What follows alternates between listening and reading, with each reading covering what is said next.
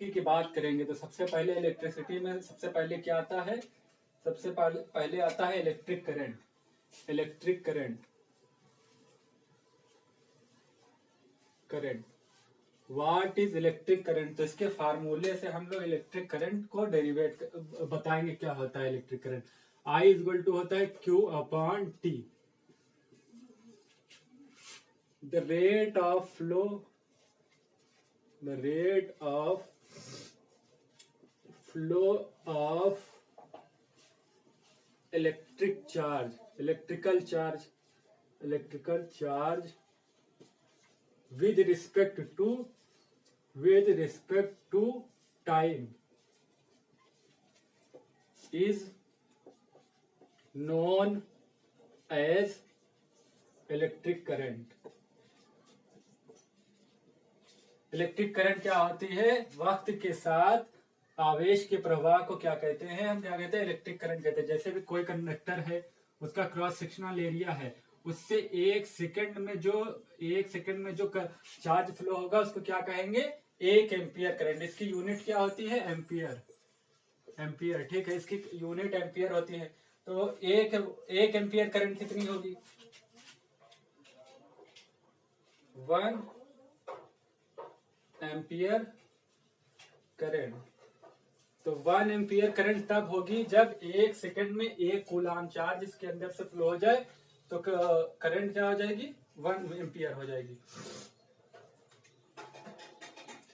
1 ampere, I is equal to 1 coulomb 1 upon 1, तो I is equal to क्या हो जाएगी?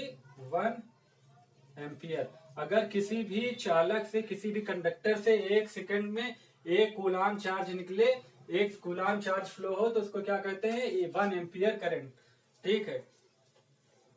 तो अब हम 1 एम्पियर करंट में कितने चार्ज फ्लो होते हैं? तो Q इज इक्वल टू क्या होता है? Q is equal to NE, और E क्या होता है? 1 इलेक्ट्रॉन पर चार्ज कितना होता है? वो होता है 1.6 इंटू 10 की पावर -19, इतना चार्ज होता है एक। तो 1 कूलाम चार्ज कितना हो जाएगा? 1 कूलाम इज इक्वल टू कितने इलेक्ट्रॉन होंगे 1 कूलाम में? E की वैल्यू कितनी है? 1.6 इंटू 10 की पावर -19, ठीक है।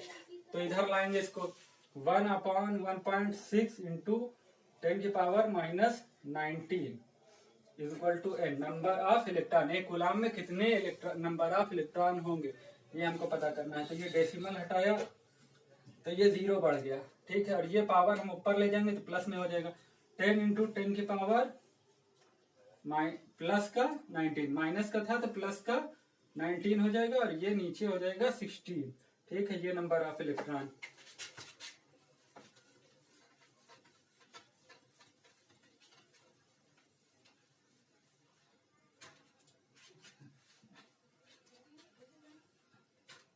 तो ये 10 था तो इसको 100 बना लेंगे, तो एक पावर ऊपर से कम हो जाएगी, ये 10 की पावर 18 हो जाएगी। और ये 16 8 जा 96, 16 6 जा 96, 16 6 जा 96 बचा कितना? 4 ये 0, 16 16 2 जा 32, 32 बचा कितना? 8, 16 5 जा 80, ठीक है। तो ये हो गया n number of electron, n number of electron. एक कूलाम में कितने इलेक्ट्रॉन होंगे? तो एक कूलाम में 1 coulomb is equal to 6.25 into 10 की पावर 18 इलेक्ट्रॉन। अगर किसी भी कंडक्टर से 1 एम्पियर की करंट बह रही है पर सेकंड, तो इसका मतलब ये होता है कि उसके अंदर से, उसके क्रॉस सेक्शनल एरिया से हर सेकंड 6.25 इंटू 10 की पावर 18 इलेक्ट्रॉन फ्लो हो रहा है। ये नंबर बहुत ज्यादा है। अगर किसी भी कंडक्टर से गुजरने वाली करंट 1 एम्पियर है, तो उसमें से पर सेकंड 6.25 इंटू 10 की पावर 18 इलेक्ट्रॉन क्रॉस करेंगे। ये बहुत ज्यादा नंबर है। अब जो करंट होती है वो हमारी 2 तरीके की होती है। एक होती है direct current, direct current direct current क्या होती है? जिसका जो है वक्त के साथ जिसका अमाउंट चेंज ना हो। The current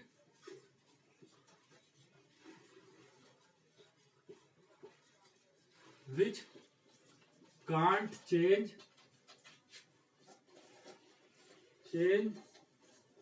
with respect to time. वो करंट जो टाइम के साथ चेंज नहीं होती है उसको क्या कहते हैं हम लोग? डायरेक्ट करंट कहते हैं। जैसे ये वक्त टाइम टी हो गया, ये आई। आप चाहे हम 1 मिनट बाद देखें तब भी आई करंट, अगर 1 एम्पियर करंट बह रही है तो अगर हम 5 मिनट बाद देखेंगे तब भी 1 एम्पियर करंट बह रही है, 10 मिनट बाद देखेंगे तब भी 1 एम्पियर। और जो जितनी भी बैटरियां घर में लगी होती है इन्वर्टर वाली, वो सारी क्या होती है? डायरेक्ट करंट होती है, ठीक है। और जो हमारे घरों में लाइट आती है वो कैसी होती है? वो अल्टरनेट करंट होती है। अल्टरनेट करंट क्या होती है?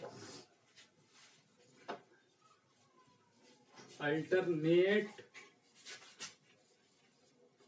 करंट, अल्टरनेट करंट जो होती है वो वक्त के साथ क्या होती है? बदलती रहती है। उसका जो मैग्नीट्यूड है वो वक्त के साथ बदलता रहता है। The current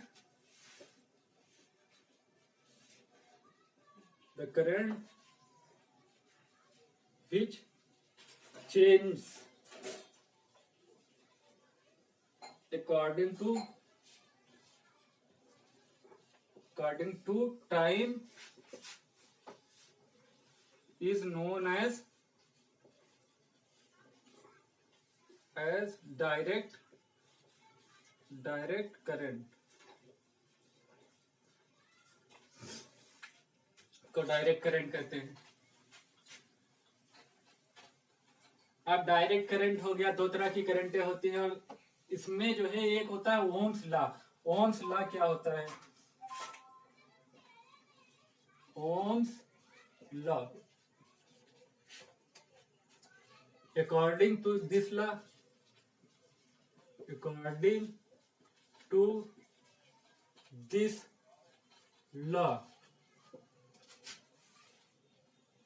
if the physical state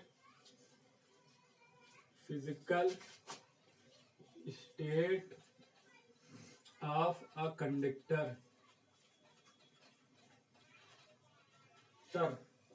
not change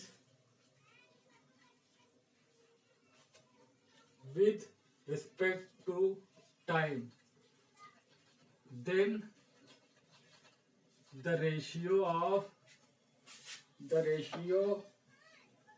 of voltage and current in a conductor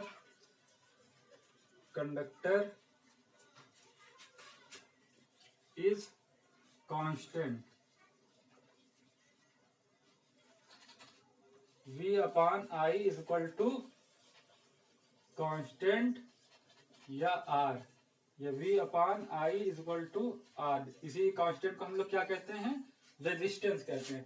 तो अकॉर्डिंग टू दिस लॉ, इस लॉ के हिसाब से क्या होता है? अगर किसी भी चीज की फिजिकल स्टेट ना चेंज की जाए, उस पर टेम्परेचर ना लगाया जाए, या उसकी रेडियस ना चेंज की जाए, जो तार का क्रॉस सेक्शनल एरिया होता है उसकी रेडियस ना चेंज की जाए, या उसको गर्म ना किया जाए, तो उसमें जो वोल्टेज लगा होगा और उसमें बहने वाली करंट का रेशियो हमेशा कांस्टेंट होगा। वोल्टेज एक तरीके से हम मान लें कि करंट को फ्लो करने के लिए चार्ज पर धक्का लगाते हैं, और रेजिस्टेंस क्या होता है? रेजिस्टेंस एक तरीके से रोकता है। तो जैसे ये कंडक्टर है,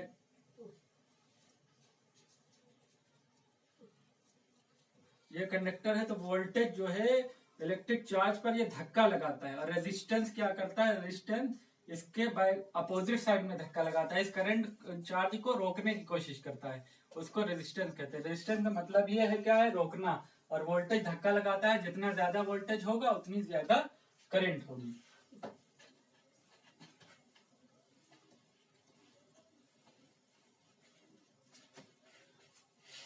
अब वोल्टेज क्या होता है? वोल्टेज होता है V is equal to W upon Q। किसी भी इलेक्ट्रिक फील्ड में कोई भी यूनिट चार्ज को लाने के लिए, किसी भी इलेक्ट्रिक फील्ड में एक यूनिट चार्ज को लाने के लिए जो काम किया जाता है उसको उस पॉइंट पर क्या कहते हैं, वोल्टेज कहते हैं, इलेक्ट्रिक वोल्टेज कहते हैं।